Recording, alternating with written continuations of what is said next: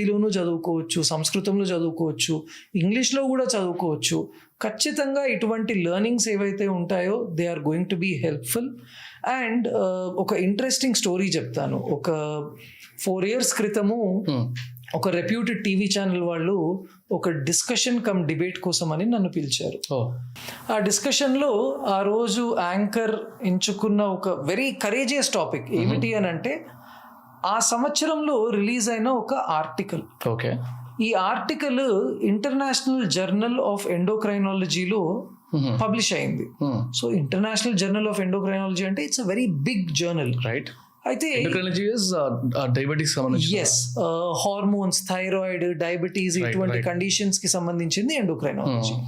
అయితే ఆ ఆర్టికల్ పేరు ఏమిటి అని అంటే, భగవద్గీత కెన్ ట్రీట్ డయాబెటీస్. ఇది ఇంటర్నేషనల్ జర్నల్లో ఉంది. ఎస్. ఇంకా ఫనీ థింగ్ ఏమిటి అని అంటే, ఈ ఆర్టికల్లో ఉండే ఆథర్స్, సో నేను భగవద్గీత డయాబెటీస్ అనే వరకు ఖచ్చితంగా మన ఇండియా నుండి ఉండాలి ఆథర్స్ అందరూ కూడా. మళ్ళీ I don't want be communal, కానీ అక్కడ కూడా హిందూస్ అయి ఉంటారు అనే ఒక మైండ్ సెట్ తోటి నేను ఆ ఆర్టికల్, అసలు ఫస్ట్ ఆర్టికల్ చెప్పగానే అన్నాను, దీనికి నన్ను పిలుస్తున్నారు ఏంటి అని అన్నాను. మీరు ఒకసారి ఆర్టికల్ చదవండి డాక్టర్ గారు అని యాంకర్ నాకు పంపించారు. టు మై షాకింగ్, పైన టైటిల్ కింద ఆథర్స్ పేర్లు రాసుంటాయి. అందులో 2 authors, ఒకళ్ళు ఢాకా బంగ్లాదేశ్ నుండి, ఓకే, రెండో ఆథర్ కరాచీ పాకిస్తాన్ నుండి. And both of them belong to the Islam community. And they wrote about this. They wrote about this. Okay. అయితే ఈ టైటిల్ వినగానే అదేం టైటిల్ అబ్బా, భగవద్గీత డయాబెటీస్, అసలు ఏంటి లింక్ అన్నది నేను చూశాను. And I was surprised to read so many elements ఆ ఆర్టికల్లో రాసున్నవి, which could actually pull all the strings. అంటే అక్కడి నుంచి ఒక ఎలిమెంట్, ఇక్కడి నుంచి ఎలిమెంట్, వాటన్నిటిని కలిపి చూసే వరకు I started seeing some relevant logical explanation. అందులో one important shloka that was written which was taken from Bhagavad Gita. Okay.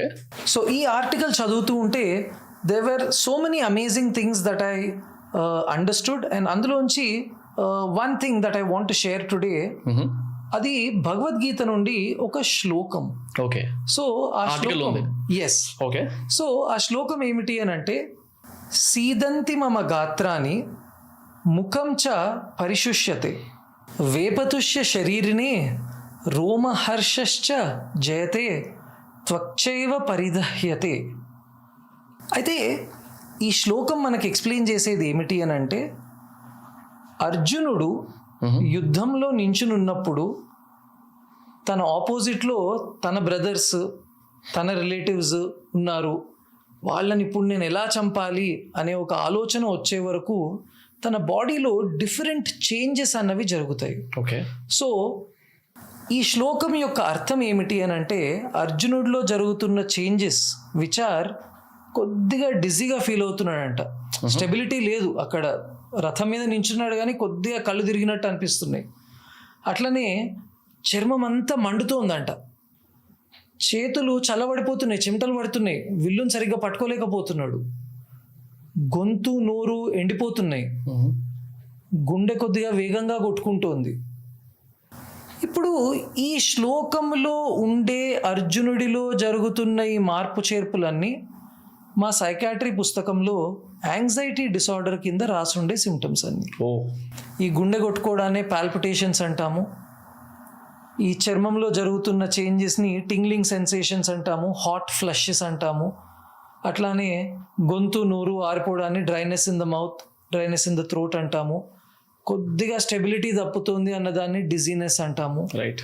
So ఇక్కడ what I wanted to explain is, ఈ శ్లోకం తర్వాత వచ్చే శ్లోకాలు ఇటువంటి పరిస్థితుల్లో ఉన్న అర్జునుడికి శ్రీకృష్ణుడు ఏ విధంగా గీతోపదేశం చేసి తన లోపల ఆ ధైర్యాన్ని మళ్ళీ తీసుకొచ్చి, నువ్వు చేస్తున్నది కరెక్టే కనుక నువ్వు ముందుకు వెళ్ళాలి, నువ్వు ఈ కర్తవ్యాన్ని నెరవేర్తించాలి అని ఏదైతే చెప్తాడో is nothing but counselling or therapy that we do. So వాస్తవంగా ఒక డిఫికల్ట్ సిచ్యువేషన్లో ఇటువంటి మార్పు చేర్పులు జరగవచ్చు. అటువంటి మార్పు చేర్పులు జరిగిన తర్వాత that is not the end.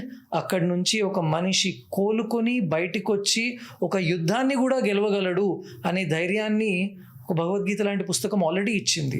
And వాస్తవంగా ఈ జర్నల్లో మరి డయాబెటీస్కి దీనికి అసలు లింక్ ఏమిటి అని కనుక చూస్తే, let us imagine a scenario అండి. I go to a doctor నా బ్లడ్ రిపోర్ట్స్ చూసి హీ సడన్లీ టెల్స్ మీ గురించి నీకు డయాబెటీస్ ఉంది అని అంటాడు. ఆ ఒక్క మాట వినగానే ప్రతి మనిషిలో కూడా ఎవరైతే ఆ చైర్లో కూర్చుని ఉంటారో there are so many changes that happen. ఎందుకంటే డయాబెటీస్ అని వినగానే నా మెదడు లోపల ఎన్నో ఆలోచనలు అన్నవి రావడము, నెగిటివ్ ఆలోచనలు రావడము, నాకు ఏదైనా అయిపోతుందేమో డయాబెటీస్ వల్ల, నా హార్ట్కి ఏదైనా అవుతుందేమో, కిడ్నీ ఫెయిల్ అవుతుందని విన్నాను, నా కిడ్నీ ఫెయిల్ అవుతే ఎలా, రేపు నాకు ఎవరైనా కిడ్నీ ట్రాన్స్ప్లాంట్ కోసం ఎవరైనా డోనర్ ఉన్నారా లేదా, నాకు ఏదైనా జరిగితే నా ఫ్యామిలీ సంగతి ఏంటి, ఇప్పుడు డయాబెటీస్ వచ్చింది అని అంటే నేను తినడానికి వీల్లేదు, నాకు నచ్చింది తినలేను, వెంటనే బరువు తగ్గాలి, ఎన్నో టాబ్లెట్లు వేసుకోవాలి, మెడిసిన్స్ వేసుకోకపోతే షుగర్ ఫ్లక్చువేట్ అవుతుంది. ఇలా వందల వేల థాట్స్ ఒక మనిషి మెదడులో వస్తాయి. అన్ని థాట్స్ అన్నవి వచ్చినప్పుడు there is excessive stress that is building up. And ఆ స్ట్రెస్ వల్ల మన సైకలాజికల్ స్ట్రెంగ్త్ అన్నది తగ్గిపోతుంది. ఆ టైంలో ఎంతో మంది ఒక యాంగ్జైటీ ఎపిసోడ్ కానీ ఒక డిప్రెసివ్ ఎపిసోడ్ కానీ రావడం మేము చూస్తూ ఉంటాము. ఇలా ఒక సడన్ లైఫ్ స్టైల్ చేంజ్ జరిగినప్పుడు, సడన్గా క్యాన్సర్ డిటెక్ట్ అయినప్పుడు, సడన్గా డయాబెటీస్ డిటెక్ట్ అయినప్పుడు, లేదా ఏదైనా లైఫ్ చేంజింగ్ సిచ్యువేషన్ వచ్చినప్పుడు బ్రెయిన్లో జరిగే మార్పులు అన్నీ కూడా అర్జునుడిలో జరిగే మార్పులే. ఆ టైంలో కృష్ణుడు చెప్పే మాటలను కనుక మనము చదివినా, ఆ మాటలను కనుక మనము నమ్మినా, ఆ మాటలను మనం ప్రాక్టీస్లోకి పెట్టినా తప్పకుండా ఈ డయాబెటీస్ లాంటి వ్యాధి ఉన్నప్పుడు వచ్చే ఒత్తిడిని మనం తట్టుకోగలము, దాని నుంచి బయటికి రాగలము. That is exactly what that article meant when it said diabetes can be treated by Bhagavad Gita. So ఆ విధంగా ఒక్క శ్లోకంలో ఉన్న పవర్ ఇప్పుడు మనం డిస్కస్ చేసాము. ఇలా ఉన్న వందల శ్లోకాల యొక్క పవర్ ఖచ్చితంగా ప్రతి ఇండివిజువల్కి కూడా మనం ఇంట్రడ్యూస్ చేయగలిగితే, and again Bhagavad Gita need not be read as a religious book. It is a way of life, it is something that has to be practised. ఇప్పుడు మనం ఎన్నో జాపనీస్ టెక్నిక్స్ని నేర్చుకుంటాము, అరే అది జపాన్ టెక్నిక్ అని మనం పక్కన పెట్టట్లేదు, అది మంచిదైతే మనం నేర్చుకుంటాము. అలానే ఇటువంటి ఏన్షియంట్ బుక్స్లో ఉండే ఎన్నో నాలెడ్జెస్ని మనం గనక చిన్నపిల్లల్లోకి తీసుకొస్తే ఒక pandemic that we are worried about అన్నది ఖచ్చితంగా మనం ఆపగలము అని ఐ స్ట్రాంగ్లీ బిలీవ్ అండి. అమేజింగ్ అసలు. అంటే సర్ప్రైజింగ్లీ ఇట్స్ బీన్ అంటే ఒక 1 year బ్యాక్ వరకు ఎప్పుడు లేదు, కానీ 1 year నుంచి మల్టిపుల్ ఇన్స్టెన్సెస్ లైక్ డాక్టర్స్ అని కూర్చున్నప్పుడు కానీ, ఈవెన్ ఫైనాన్షియల్ ఎక్స్పర్ట్స్ అని కూర్చున్నప్పుడు కానీ, ఆంటర్ప్రెన్యూర్స్ అని కూర్చున్నప్పుడు కానీ, స్పిరిచువల్ పాత్రలో ఉన్న వాళ్ళతో మాట్లాడినా కానీ, హిస్టరీ గురించి మాట్లాడినా కానీ, ప్రతి ఒక్కరు కామన్గా మాట్లాడుతుంది భగవద్గీత గురించి.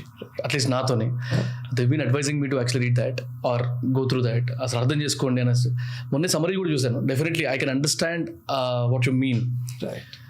And definitely thank you for getting this. అంటే ఇది ఐ వాజ్ సర్ప్రైజ్. అంటే ఐ వాజ్ ష్యూర్ మీకు ఆ కాంబినేషన్ ఉంది కాబట్టి మీ ఫ్యామిలీ బ్యాక్గ్రౌండ్స్లో I was sure you will explain it, but శ్లోకంతో సహా చెప్పారు. Thank you very much for that. Thank you.